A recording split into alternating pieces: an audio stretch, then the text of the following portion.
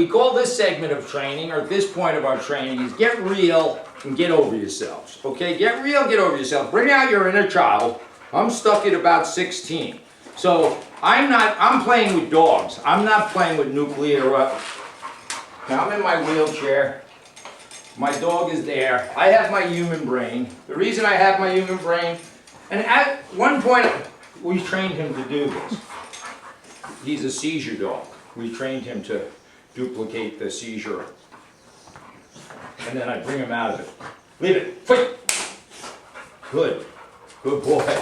So that's one of my other many talents. And I'm very fond of myself, by the way. I think I'm wonderful. Look at all the, span over to all my I Love Misha. Hey, look, pictures of me. I think I'm terrific, just like you guys think. You're great. You're amazing dog owners. You're loving. Okay, but the truth is, dogs are our hostages. We all think we're just great, right? I'm a great father, great husband, great guy. You can ask, not everyone will agree. My children may not agree with that. My 4 ex-wives might not agree with it. But I look in the mirror and I'm just great. And you all are. You're great. You're wonderful. You love dogs. You rescue dogs. It's a nice, soft thing to do. You're not anti-war, pro-war, anti-abortion, pro-war. We're dog rescuers.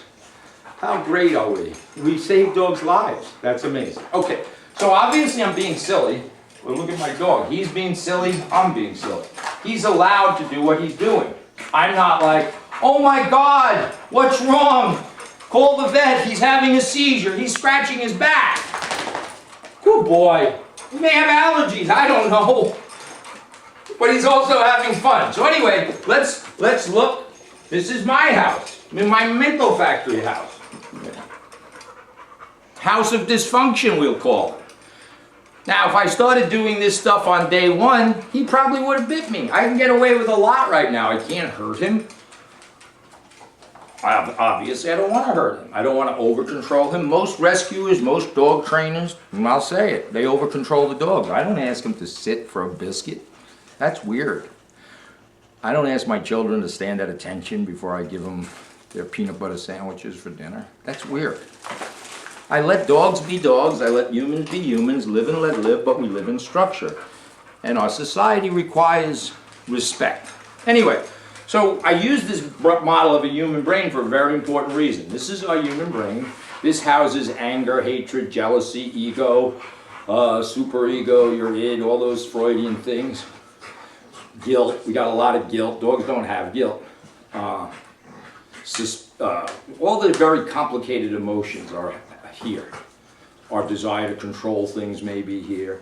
Dog's brain is the green. That's it. It hasn't evolved much in thousands of years. It's pretty much the same. They don't stand erect. They haven't developed opposing thumb. So we got to recognize them what they are. If they were so smart, they'd cross the street before they chased a cat and got killed, but they don't. Can you teach a dog to look both ways? Yeah, but it takes months and months and hours and hours. So we have this unreasonable expectation on dogs that they should be our jogging partner, they should be the alarm system to the house, they should watch Dr. Phil with us on the couch, but then when Dr. Phil is over, we start screaming at him to get off the couch. So we're kind of like bipolar. I call them bipolar hostage takers. That's what we are. Me. I just happen to be a great hostage taker. So we teach the dog to accept these things. Good boy. So here's my human brain. To him it could be a toy, right?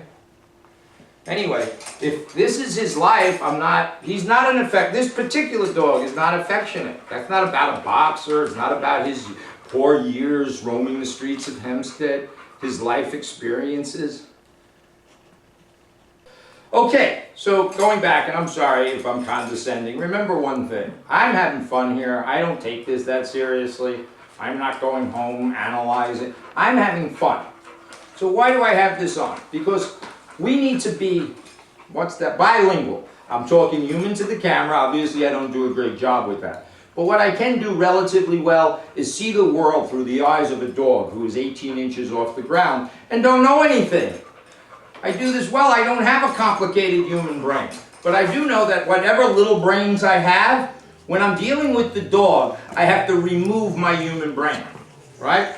So, and we have to understand what connections the dogs are making. Scooby-Doo. So this is a test, get back. This is a test, so we understand he's got a foot fetish, number one.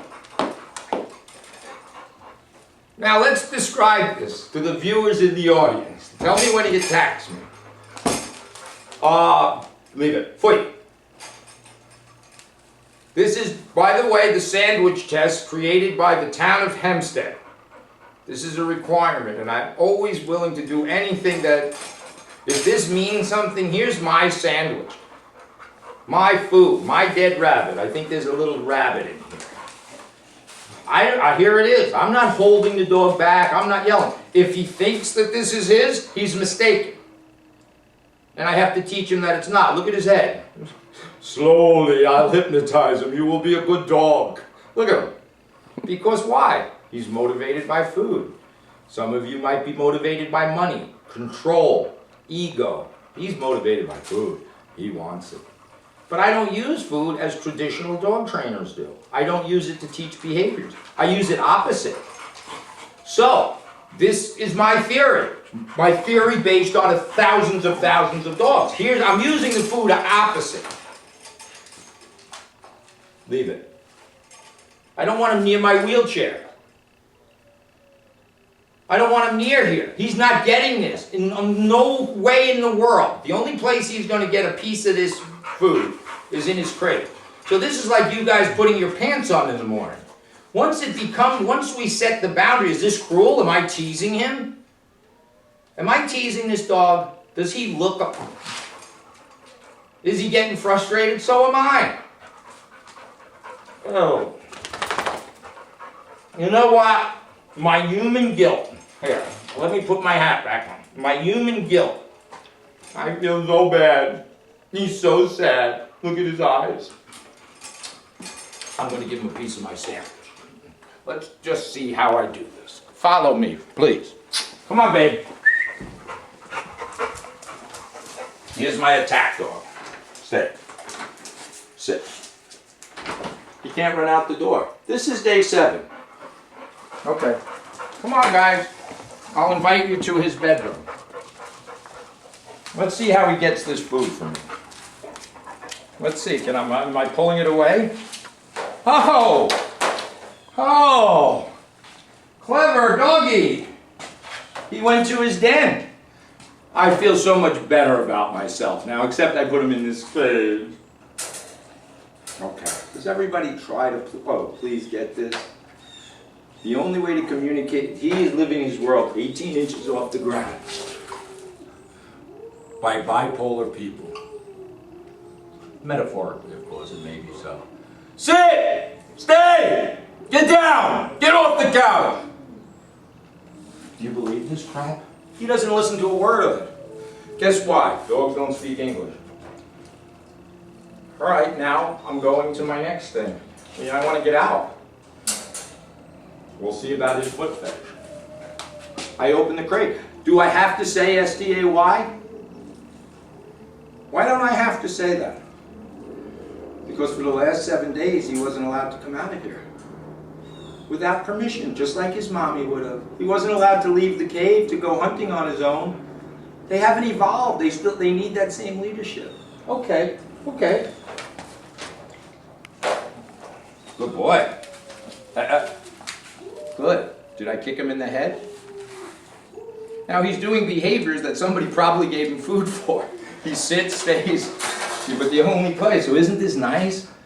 Now I have company coming over. I put my baby, who doesn't really, he's not social. He doesn't want to be around your friends. Guess what? He don't like your friends. He don't like your drunken brother-in-law.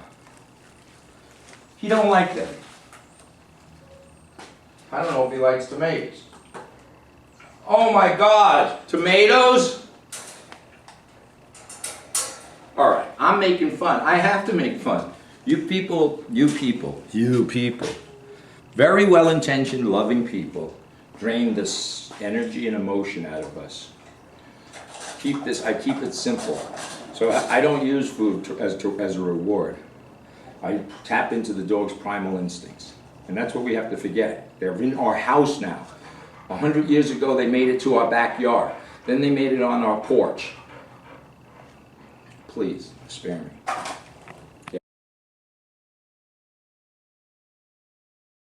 Okay, so just extending this. This is Sunday. It's fun time for me. I'm sick of being serious and psychoanalyzing dogs. I want to have fun.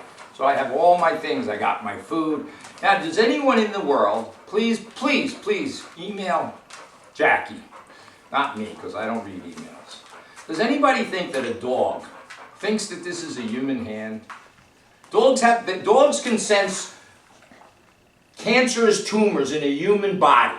Okay? They can do that. Their nose can detect cancerous tumors in human bodies. That means they overcome the odor of feces, bile in the stomach, all the chemicals in a human's body. Blood. The dog disregards that through a sense of smell and understands, can segregate a cancer tumor in a body. That's a scientific fact. This is not my confabulation. So do you think by taking this stick that sometimes works as a crutch, and then we wonder why sometimes this is just an object, an inanimate object that the dog don't understand. Doesn't think that's human. Do you think by putting a fake dog down and doing a temperament test with a stuffed animal, the dog doesn't understand that it's a toy. So if he bites the stuffed animal, we're going to say he's animal aggressive. It's a toy. This is a stick, no matter what you put on it. So I live in my crazy little world here. Oh, I got some work to do. I forgot. Here's my sandwich. I'm not walking across the room like this. I got some work to do.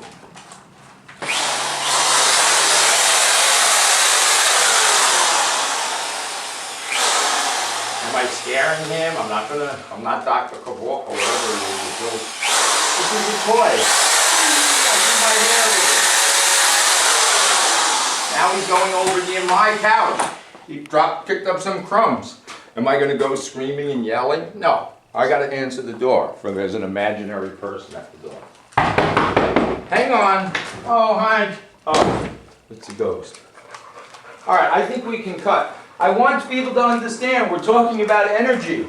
Where's my dangerous dog? Where is it? Here's my company. Come over. He's staying away from the human area. So in my house, I take away human space. So 10% of my house, 5% is human. My couch, my kitchen. Everything else the dog can go examine. He does his little seizure routine. I love him. He doesn't want my love. He doesn't want my love. You can't have my sandwich. You can have my love.